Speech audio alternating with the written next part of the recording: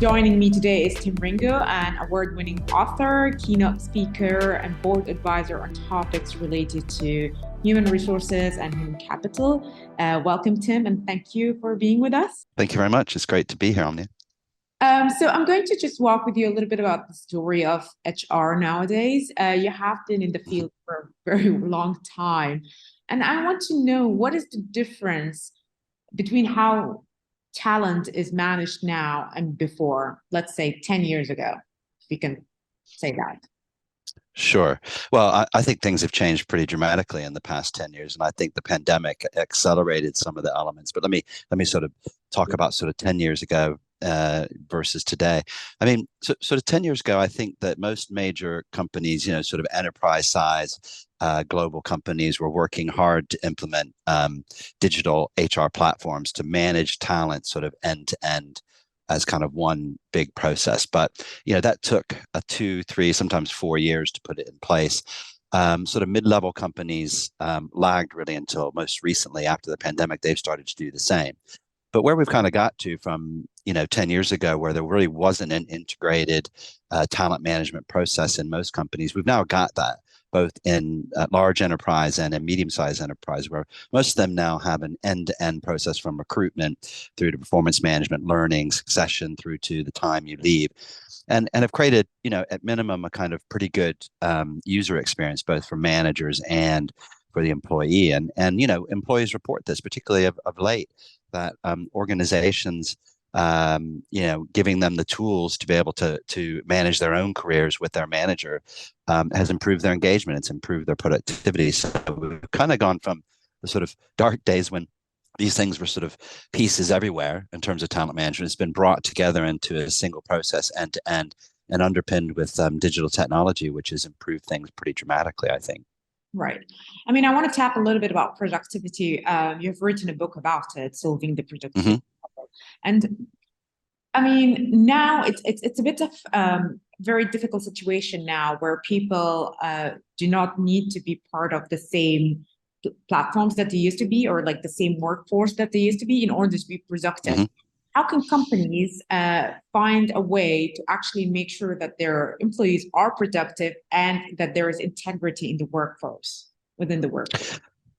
Yeah, I mean, in solving the productivity puzzle, my most recent book, I talk about the one thing that I've seen that highly productive organizations do to create an engaged workforce, which then ultimately improves productivity and then innovation as well. It creates room for innovation. Is that these organizations are very good at getting the right people in the right place at the right time with the right skills and the right motivation. And they do that mainly as a mindset, first of all, a set of processes next. And then they underpin it with digital technologies to make it effective and efficient and easier to do.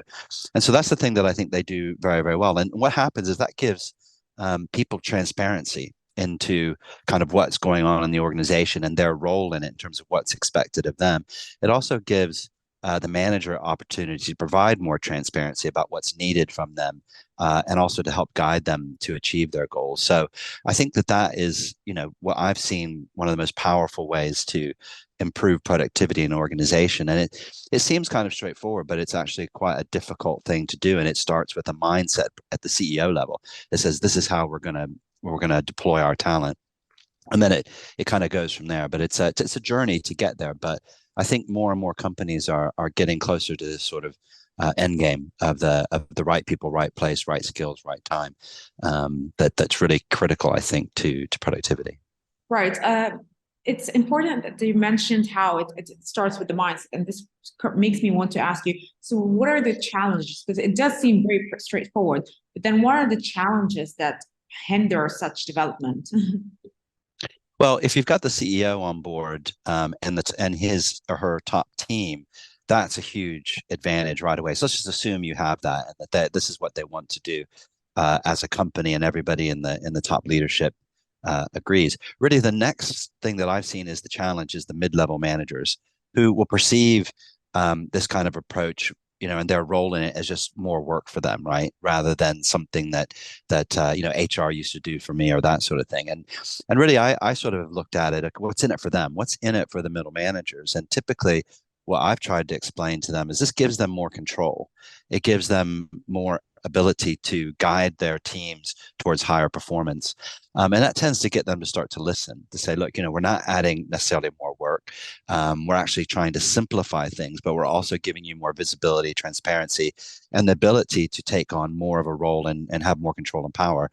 And that usually starts to unfreeze that middle management layer, which is where a lot of these things, these kinds of programs, when you're trying to implement, die a death, right? Which is middle management aren't on board with it. And that's why I call it the sort of what's in it for me rule. And when you can explain that to middle managers, they tend to come around and see the benefit for them. Right. You started your work when people had to go 5 days a week to their workplace, their offices, and now people actually can work remotely, still be as productive. So, what do you think is the next steps, or let me put it in another word? What do you think is the journey of HR professionals now in terms of making sure that people are developing, even though they cannot see them anymore, they're remote or hybrid? Yeah, I think this is where technology can start to play a role. I believe that we're going to see the term HRIS or HR system disappear in the next 5 to 10 years, because the platforms that are coming along are much more intelligent. They can actually do a lot of the things that HR used to do, which frees HR up to be more of a consultant, a strategic advisor, rather than doing lots of back office types of things to make HR and the organization more effective. We're going to see systems that are more like performance support, and literally they'll be like your Alexa, where you'll talk to your HR, what used to be called your HR system, and it'll talk back to you, and you won't be using a keyboard or a mouse, and it's just going to be very intelligent in knowing what you do in your role and how it can support you throughout the day. And really, it can proactively reach out to you, or you reach out to it. And that becomes a whole different way of working than we are today, where we sit there with a keyboard, a mouse, and we click on various things. This is going to become sort of like, if you've ever played with Chat GPT, that's what it's going to be like. It's going to be like an Alexa with a very intelligent Chat GPT bot behind it. And it's going to make you as HR a much better HR professional. But it won't be an HR system. It's going to be some kind of performance support, personal assistant type of technology we'll see coming. Right. It cannot replace the HR professional, I would assume. It has to. No, not at all. I think we're getting to that point now where we've sort of replaced all the humans we can with intelligent technology. I don't buy into the hype that things like ChatGPT and other types of large language models are going to replace humans. They're not. Humans are going to harness these machines such that they then use their judgment based on what it's telling them, and use their judgment to ultimately decide what's the right thing to do. So let's just say your performance support, what used to be an HR system, reaches out to you and says you've got 4 people who are underperforming, and by the way, here's the 4 courses that they should have taken and haven't taken yet. What do you want me to do? Well, that's where you take the view on that. Maybe they're just too busy right now, but the machine's not going to know that, right? But it's giving you a prompt to say, what do we want to do here? And then the humans will take the judgment, and it's just going to make these kind of suggestions to you that you might have forgotten or not heard or didn't know about, and it's just going to make you better, really. And it's going to, then you say, yeah, I want those 4 courses scheduled by end of this month. It'll just do it, and you don't have to go onto the computer and do it yourself. It'll do it for you. That would be very interesting. What about human interaction? Are we going to see less of that within the workforce? And what are the implications of less of that or more of that? Yeah, it'd be interesting to see how things play out. I mean, obviously, a lot more people spend some of their time working from home, but I see over and over again, people have a desire to be in the office some of the time as well. So I guess overall, if that's going to be the model going forward, we might have a little bit less human interaction. But frankly, a lot of people who are now spending a couple of days at home working are saying, "Look, I need those days where I'm not interrupted by humans. I need that time to get stuff done." And so I think we'll see better outcomes with maybe just a little less human interaction. Human interaction is fantastic in its way. We get collaboration and innovation, but sometimes people need quiet time to work on tasks. And I think we're not going to see a huge drop in human interaction, but I think we're going to see more quality human interaction, and also more space to be doing things away from humans for a little while to avoid distractions. Right. And that quality brings us back to productivity, where people can actually work and be productive versus going to the Yes. office. Productive. That's very Yeah. interesting. I would ask, is there any trend that you're seeing in terms of how people are resisting these kind of changes, or are not very welcoming? Or is that just something that everybody is accepting and moving forward with?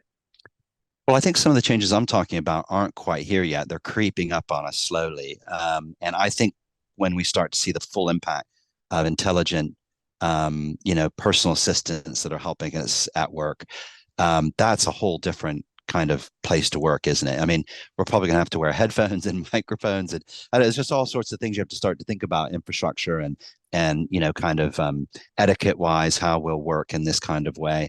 I can't sort of describe what the workplace will look like really, but I think it's going to be very, very different. And I think these things are creeping up on us, but they're going to suddenly accelerate. And we're going to see these kind of changes, and it'll be interesting. I don't know, will people resist it? I suspect not, because it's going to be similar to the technology they use at home, because you use an Alexa at home to do all sorts of things. You use all sorts of consumer grade technology on your phone to do things for you.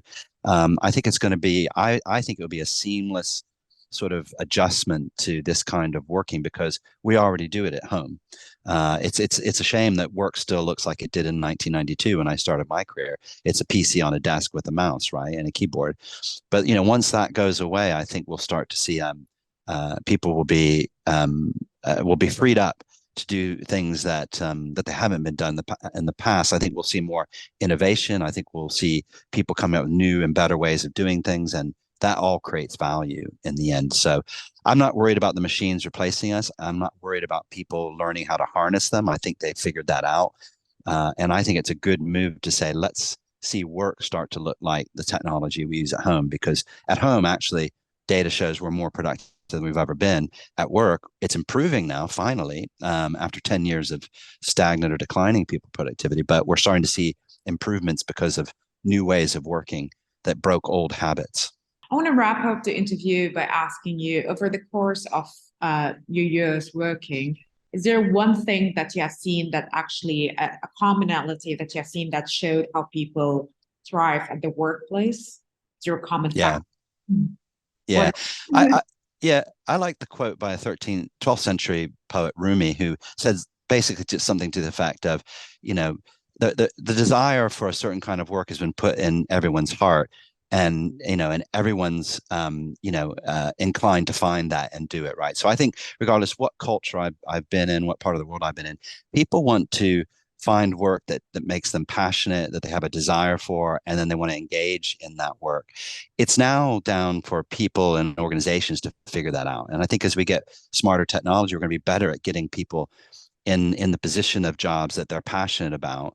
And we can't do that 100% of the time, but I think organizations are going to get better and better in aligning people's personal values and their personal passions to work, which then is going to, I think, unlock all sorts of interesting levels of productivity and engagement and performance, and really change work. It can make work, maybe a little bit fun, even if you're doing something you're passionate about. People who say that say it doesn't feel like work, right? So I think that's where we get to. And Rumi saw that, almost 1,000 years ago, basically saying, that desire is in your heart. So, go and find that work and really kind of go for it. Don't just take the next job that comes along. Thank you very much for your time. Have a great day. Thank you.